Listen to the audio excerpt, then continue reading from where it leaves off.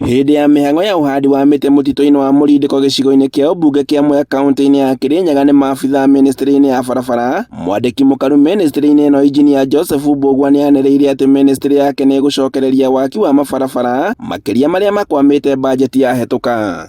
Nĩ manjũria ũhoro wa barabara imwe iria ciambĩrĩirie kahinda gathiangu cia rami teo ya Kutus, na nĩ ndakĩmatarĩria wega barabara iria nyingĩ cina contract irathiĩ na mbere nĩ iratanywo gũcokerera mwaka ũyũ tũrorete wa gĩthirikari. Nĩ tũkoretwo na ũhinyaru mũnini wa gĩcunjĩ, no nĩ tũretĩkia atĩ mwathani nĩ egũtũteithia tũtongoretio nĩ mũthamaki witũ na thirikari yake tũhote ku-overcome thirĩ ũrĩa twĩnaguo wa contractors nĩgetha mahote gũcokereria. Oho Mbũgua nĩ ahithũrĩtie atĩ thirikari nĩ ĩgũmĩirwo nĩ ũnyihu wa kĩgĩna kwa ihinda rĩrĩ, gũkũ akiuga atĩ thirikari ĩna thirĩ wa birioni 158 kũrĩ ene kandarathi arĩa marũgamĩtie mawĩra ma mĩako ya barabara, gũkũ akĩũria Akenya kũhanda mĩtĩ na njĩra nene nĩguo kũgacĩrithia marĩa matũrigicĩirie. Kwa ihinda rĩrĩ twĩna thirĩ ũgũkinya birioni 158 iria thirikari ĩracugurikia nĩgetha andũ acio marĩhwo contractors macokerere mawĩra mao.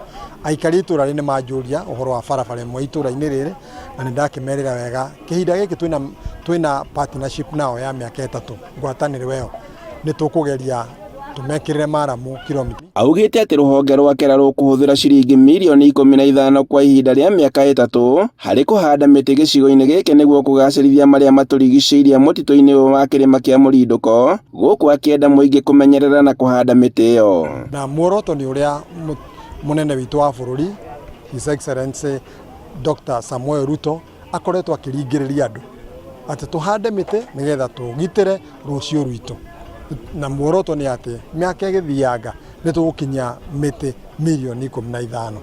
Mwena-inĩ wake County Commissioner wa Kĩrĩnyaga Naiyo Matobiko agĩikĩrĩtana kũrĩ aikari kaũntĩ-inĩ ĩno ya Kĩrĩnyaga gũkorwo mũhari-inĩ wa mbere harĩ gũthaitĩra marĩa matũrigicĩirie kuona atĩ mena umithio. Pale mimi natoka upande wa Narok. Mambo ya madawa ya msitu tunaelewa. Nilimwonyesha moja.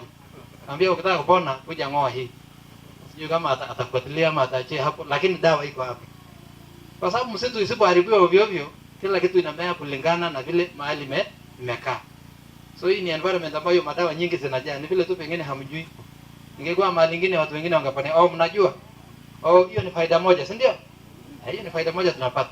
Gũkũ nakuo thirikari ya kaunti ya Kĩrĩnyaga ĩkĩranĩra gũkorwo mũhari-inĩ wa mbere wa gũtigĩrĩra atĩ marĩa matũrigicĩirie nĩ mathaitĩrwo makĩria mĩtĩ-inĩ ĩrĩa ĩhandĩtwo barabara-inĩ. Tũgakĩrwo tũcindi na twĩna bado andũ mangĩthumũra mũtoko ũngĩthũka kũ bandũ ũngĩthondekerwo mabarabara-inĩ maitũ na gũcontrol dust thĩinĩ wa gũkũ gwitũ.